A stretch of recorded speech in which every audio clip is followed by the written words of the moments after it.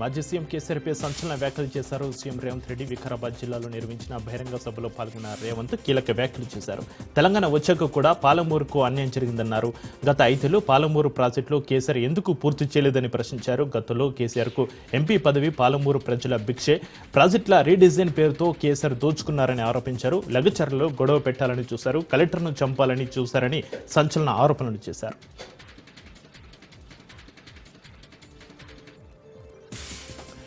కాంగ్రెస్ ప్రభుత్వంపై మాజీ మంత్రి జగదీష్ రెడ్డి మండిపడ్డారు. నీటి వాటాల విషయంలో ప్రభుత్వానికి సోయి లేదని ఆగ్రహం వ్యక్తం చేశారు. కృష్ణా నీళ్ల దోపిడీ జరుగుతున్నా పట్టించుకోవడం లేదని విమర్శించారు. వాటాకు మించి ఏపీ నీళ్లు తీసుకెళ్తుందని ఆరోపించారు. ప్రస్తుతం సాగు తాగునీరుకు ఇబ్బంది వచ్చే పరిస్థితి ఉందన్నారు జగదీష్ రెడ్డి.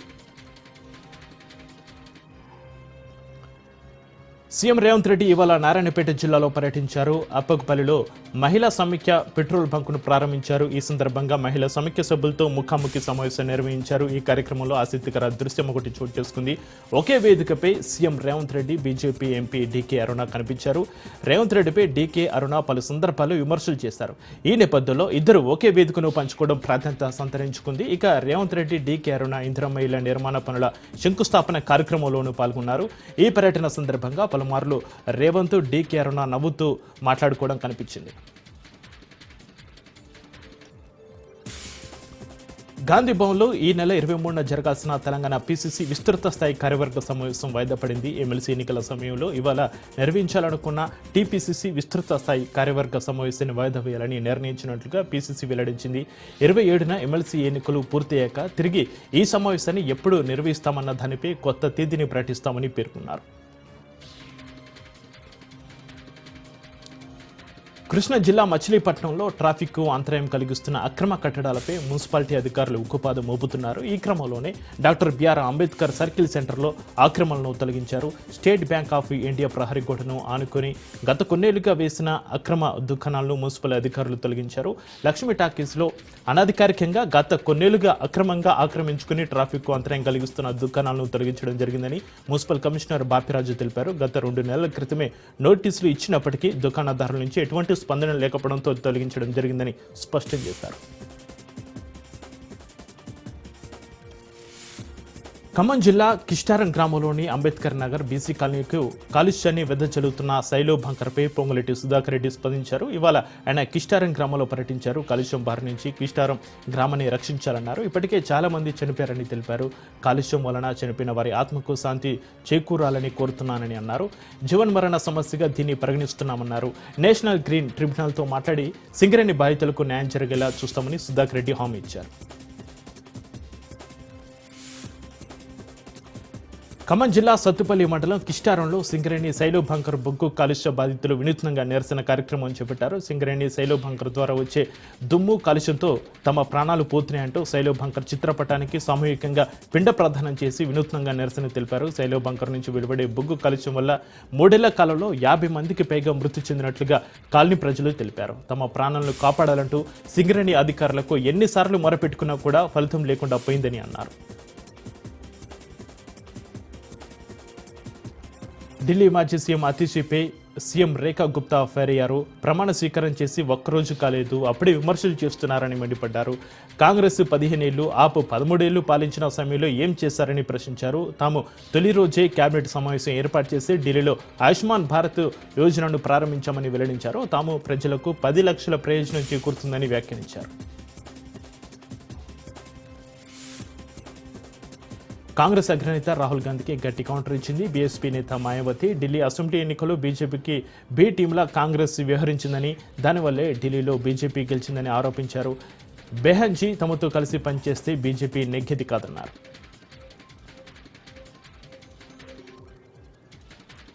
వరంగల్ జిల్లా వర్ధనపేట మండలంలోని ఎస్ఆర్ఎస్పీ కెనాల్ కాలువను జిల్లా కలెక్టర్ సత్యశారదాదేవి పరిశీలించారు. నల్లబెల్లి, చోటపల్లి గ్రామాల్లో ఉన్న ప్రాథమిక వ్యవసాయ సహకార సంఘాల్లో యూరియా లభ్యతను తనిఖీ చేసి రైతులకి ఇబ్బంది రాకుండా చూడాలని అధికారులను ఆదేశించారు.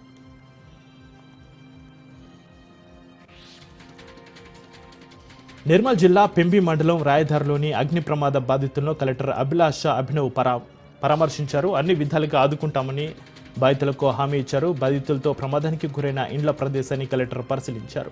అగ్ని ప్రమాద ఘటన దురదృష్టకరమని కలెక్టర్ అన్నారు. ఈ ఘటనలో 8 ఇండ్లు పూర్తిగా ధ్వంసమయ్యాయని, బాధిత కుటుంబాలకు అన్ని విధాలుగా అండగా ఉంటామని హామీ ఇచ్చారు. తక్షణ సాయం కింద రేపటిలోగా బాధితుల ఖాతాలోకి ₹1,00,000 జమ చేస్తామని తెలిపారు. విప్లవకారులే నిజమైన దేశభక్తులని అరుణోదయ నాయకురాలు విమలక్క అన్నారు. పెద్దపల్లి జిల్లా గోదావరిఖనిలో ఆమె పర్యటించారు. కేంద్ర ప్రభుత్వం ఆపరేషన్ కాగర్ పేరిట అమాయక ఆదివాసుల ప్రాణాలను పట్టన పెట్టుకుంటున్నారని మండిపడ్డారు. అడవిని కాపాడడం కోసం ఆదివాసులు చేస్తున్న పోరాటం న్యాయమేందని చెప్పారు. అడవి సంపదను బహుళ జాతి కంపెనీలకు ధారదత్తం చేసేందుకు కేంద్ర ప్రభుత్వం కుట్ర పన్నుతుందని ఆరోపించారు. పాలకుల కుట్రలతో ఇబ్బందుల్లో ఉన్న విప్లవానికి అడవిని కాపాడేందుకు పోరాడుతున్న ఆదివాసులకు ప్రజలు అండగా నిలవాలని విమలక్క పిలుపునిచ్చారు.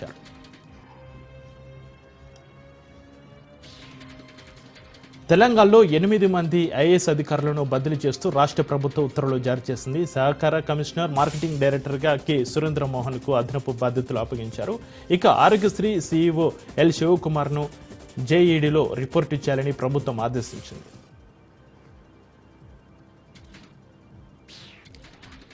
ఎల్ఆర్ఎస్ అమల్లో భాగంగా క్రమబద్ధీకరణ ఫీజులు 25% రాయితీ ఇవ్వాలని ప్రభుత్వం నిర్ణయించింది. మార్చి 31లోగా ఫీజు చెల్లించిన వారికి ఏ రాయితీ వర్తిస్తుందని వెల్లడించింది. క్రమబద్ధీకరణ ఫీజుతో పాటు ఎల్ఆర్ఎస్ కటాఫ్ తేదీ నాటికి మార్కెట్ విలువలో 14% ఓపెన్ స్పేస్ ఛార్జీలపైన ఈ రాయితీ లభించనుంది.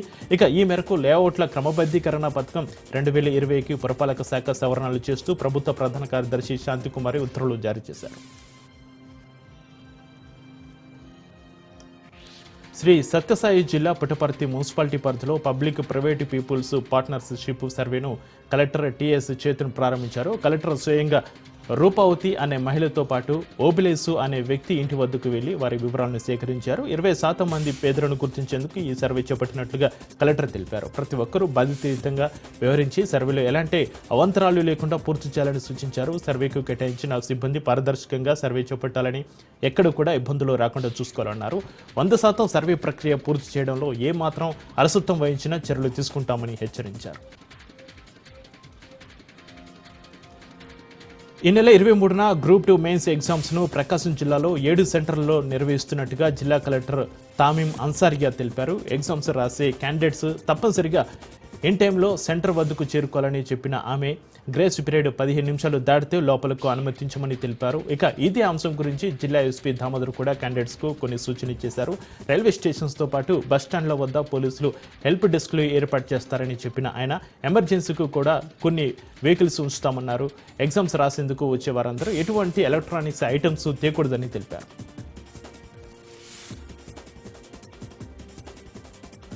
23వ తేదీన నిర్వహించే గ్రూప్ 2 ఎగ్జామ్ను పోస్ట్ పోన్ చేయాలని ప్రకాశం జిల్లా ఒంగోలులోని కలెక్టరేట్ వద్ద నిరుద్యోగుల ఐక్య వేదిక సభ్యులు నిరసన వ్యక్తం చేశారు. ప్లకార్డులు పట్టుకుని ఆందోళన వ్యక్తం చేశారు.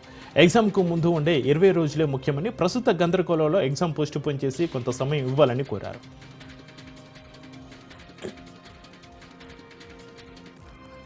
గ్రూప్ 2 మెయిన్స్ అభ్యర్థుల ఆందోళనపై ఏపీ కాంగ్రెస్ అభ్యర్థురాలు వైఎస్ షర్మిల స్పందించారు. గ్రూప్ 2 అభ్యర్థులతో చంద్రబాబు ప్రభుత్వం చర్చించాలని డిమాండ్ చేశారు. 2023 డిసెంబర్ 11న ఇచ్చిన నోటిఫికేషన్ రోస్టర్ విధానంలో తప్పులు ఉన్నాయని, గ్రూప్ 2 మెయిన్స్ అభ్యర్థులు తీవ్ర ఆందోళనలో ఉన్నారని తెలిపారు. తప్పులను సరిదిద్దుకుంటే నష్టం జరుగుతుందని వారు ఆవేదన వ్యక్తం చేస్తున్నారని వివరించారు షర్మిల. హైదరాబాద్ బంజారాహిల్స్ రోడ్ నెంబర్ 1లోని స్టార్ హోటల్ తాజ్ బంజారా హోటల్ను జీహెచ్ఎంసీ అధికారులు సీజ్ చేశారు. గడిచిన 2 సంవత్సరాలుగా పన్ను చెల్లించడంలో సత్సారం చేయడంతో పాటు పలుమార్లు నోటీసులు జారీ చేసినా కూడా స్పందించడం లేదని, ఆఖరికి రెడ్ నోటీసులు సైతం జారీ చేశామని ఏఎంసీ ఉప్పలయ్య తెలిపారు. 2 సంవత్సరాలుగా సదరు సంస్థ 1,40,00,000 పన్ను బకాయి ఉన్నారని, ఎందుకు స్పందించకపోవడంతో హోటల్ను సీజ్ చేసినట్లుగా అధికారులు తెలిపారు.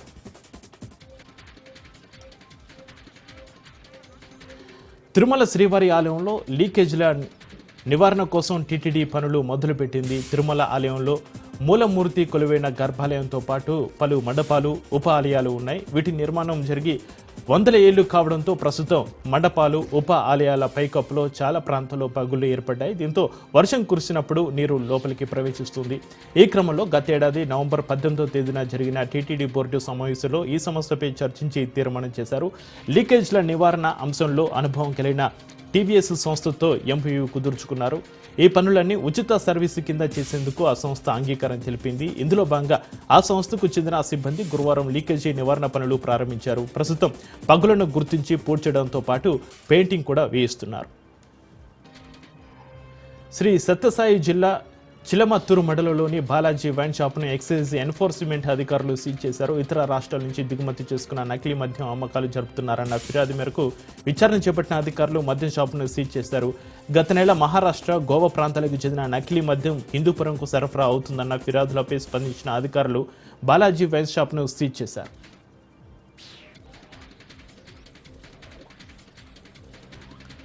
తిరుమల శ్రీవారికి ఒక మినీ ట్రక్ విరాళంగా అందింది. Ashok Leyland company business head Viplav Shah 6,60,000 రూపాయల విలువైన మినీ ట్రక్ను విరాళంగా అందజేశారు. శ్రీవారి ఆలయం ఎదుట వాహనానికి ప్రత్యేక పూజలు చేసిన అర్చకులు అనంతరం వాహన తాళాలను ఆలయ ఏఈఓ మోహన్ రాజుకు అందజేశారు.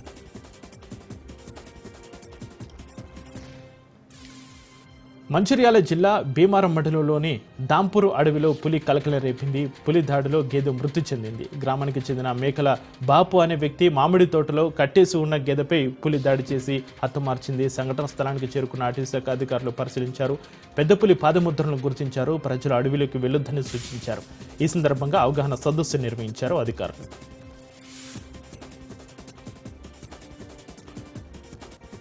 నంద్యాల జిల్లా శ్రీశైలం శ్రీ బ్రహ్మరాంబ సమేత మల్లికార్జున స్వామి అమ్మవారి దేవస్థానంలో మహాశివరాత్రి బ్రహ్మోత్సవాలను పురస్కరించుకుని శ్రీ వెంకటేశ్వర స్వామి వారి దేవస్థానం ద్వారక తిరుమల వారు స్వామి అమ్మవార్లకు పట్టు వస్త్రాలను సమర్పించారు. ద్వారక తిరుమల దేవస్థానం కార్యనిర్వహణ అధికారి కె సత్యనారాయణ మూర్తి ద్వారా పట్టు వస్త్రాలను ఇవ్వడం జరిగింది. బ్రహ్మోత్సవాల్లో పట్టు వస్త్రాలను సమర్పించడం తమ అదృష్టంగా భావిస్తున్నామని సత్యనారాయణ మూర్తి అన్నారు. యాదగిరిగుట్ట శ్రీ లక్ష్మీ నరసింహస్వామి ఆలయంలో మహాకుంభ సంప్రోక్షణ పంచకుండాత్మక యాగం నిర్వహించారు అర్చకులు. ఉదయం ఆలయంలో తిరువీధి సేవా కార్యక్రమాలు శాస్త్రోక్తంగా నిర్వహించారు. అదేవిధంగా శ్రీ విష్ణు సహస్రనామ పారాయణ ద్వారాది కుంభార్చన కూడా చేశారు.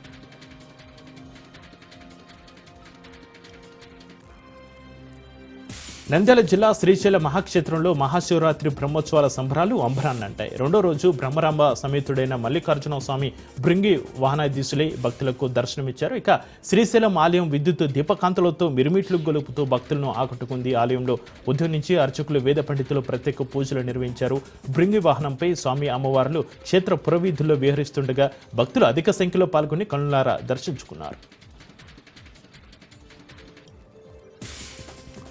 అన్నమయ్య జిల్లా రాయచోటి పట్టణ ప్రజలు సెక్యూరిటీ లాక్ను ఉపయోగించుకోవాలని రాయచోటి అర్బన్ సిఐ చంద్రశేఖర్ తెలిపారు. సెక్యూరిటీ లాక్ దొంగతనాలను అరికట్టేందుకు ఎంతగానో ఉపయోగపడుతుందన్నారు. ఈ సెక్యూరిటీ లాక్ తాకిన వెంటనే పోలీసు సైరన్ అలారం మోగుతుందని, తద్వారా దొంగలు అక్కడి నుంచి పరారయ్యే అవకాశం ఉండదన్నారు. ఈ సెక్యూరిటీ లాక్కు చేతి గడియారంకు ఉపయోగించే బ్యాటరీతో పాటు సైరన్ వచ్చే హారన్ను అమర్చడం జరిగిందన్నారు. పట్టణ ప్రజలు ఈ సెక్యూరిటీ లాక్ను వినియోగించుకుని దొంగతనాలను కట్టడి చేసేందుకు పోలీసులకు సహకరించాలని కోరారు.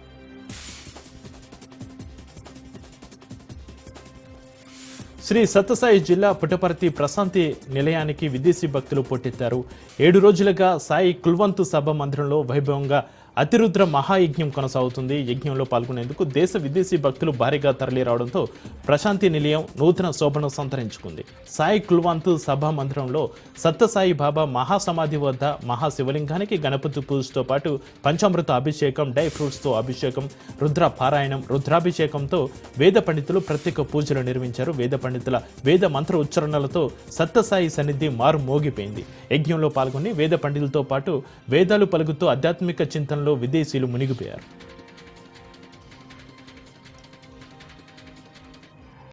నెల్లూరు జిల్లా కొండాపురం మండలంలో నకిలీ పురుగుల మందు కలకలం రేపుతోంది. ఆదిమూర్తిపురం గ్రామానికి చెందిన ఒక రైతు సింజంటా కంపెనీకి చెందిన పురుగుల మందును కలిపి కంది పంటకు పిచికారీ చేశాడు. దీంతో పంట పూర్తిగా నాశనమైంది. జగదీష్ కుమార్ అనే వ్యక్తి సూచనల మేరకు పంట తెగులతో పాటు దిగుబడి వస్తుందని నమ్మి మోసపోయామని రైతులు ఆవేదన వ్యక్తం చేశారు. సుమారు 500 ఎకరాలకు పిచికారీ చేస్తామని ఒక్క పురుగు కూడా చావలేదని ఆవేదన వ్యక్తం చేశారు. ఇప్పటికైనా ప్రభుత్వం ఇటువంటి పురుగుల మందులను అరికట్టి రైతులకు తగు న్యాయం చేయాలని డిమాండ్ చేశారు. మంచిర్యాల జిల్లా బస్టాండ్ సమీపంలోని గీతా భవన్ ఉడిపి హోటల్లోని ఇడ్లీలో బొద్దింక రావడం కలకలం రేపుతోంది. జిల్లా కేంద్రానికి చెందిన కస్టమర్ టిఫిన్ చేయడం కోసం గీతా భవన్కి వచ్చాడు. అతను ఇడ్లీ ఆర్డర్ చేసి తింటున్న సమయంలో సాంబార్లో బొద్దింక కనిపించడంతో వెంటనే సిబ్బంది దృష్టికి తీసుకెళ్లాడు. ఇడ్లీని మార్చి ఇస్తామంటూ సిబ్బంది సమాధానం చెప్పడంతో కస్టమర్ వారితో వాగ్వాదానికి దిగాడు. సాంబార్లో ఎలుకలు రావడం, బొద్దింకలు రావడం కొత్తమి కాదని, చాలాసార్లు ఇటువంటి సంఘటనలు జరిగినా హోటల్ యాజమాన్యం పట్టించుకోవడం లేదని స్థానికులు తెలిపారు.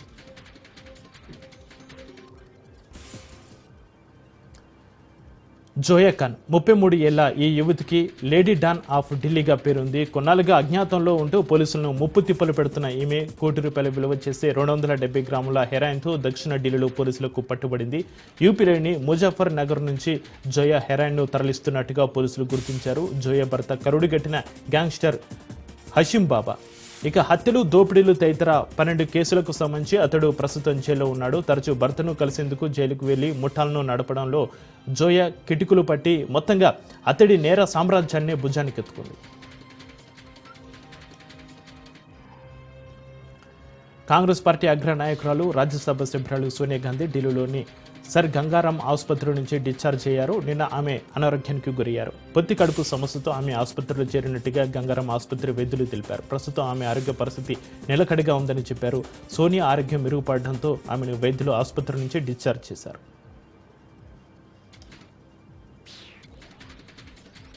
ఉత్తరప్రదేశ్లోని ప్రయాగ్రాజ్లో జరుగుతున్న మహాకుంభమేళాలో భక్తుల రద్దీ కొనసాగుతుంది. ప్రపంచంలోనే అతిపెద్ద ఆధ్యాత్మిక కార్యక్రమం అయిన ఈ మహాకుంభమేళా చివరి దశకు చేరింది. మరో 5 రోజుల్లో మహాకుంభమేళా ముగియనుంది. ఈ క్రమంలో గంగా, యమున, సరస్వతి నదులు కలిసే పవిత్ర త్రివేణి సంగమంలో పుణ్యస్నానాలు ఆచరించేందుకు భక్తులు పోటెత్తుతున్నారు. గత 6 రోజులుగా రోజు 1 కోటి మందికి పైగా భక్తులు నది స్నానాలు ఆచరిస్తున్నారు. ఈ క్రమంలో త్రివేణి సంగమంలో పుణ్యస్నానాలు ఆచరించిన వారి సంఖ్య 58 కోట్లు దాటినట్లుగా అధికారులు తెలిపారు.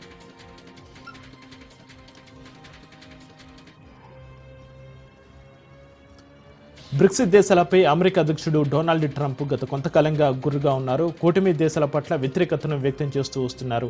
ఈ క్రమంలోనే ప్రపంచ రిజర్వ్ కరెన్సీగా అమెరికన్ డాలర్ స్థానంలో వేరే కరెన్సీ తెచ్చేందుకు ప్రయత్నిస్తే 150% సుంకాన్ని విధిస్తామని పలుసార్లు తీవ్రంగా హెచ్చరించారు. తాజాగా బ్రిక్స్ దేశాలపై మరోసారి ఆయన నోరు పారేసుకున్నారు. సుంకాలు విధిస్తానగానే బ్రిక్స్ చెల్లా చెదిరైపోయిందని వ్యంగ్యాస్త్రాలు సంధించారు ట్రంప్.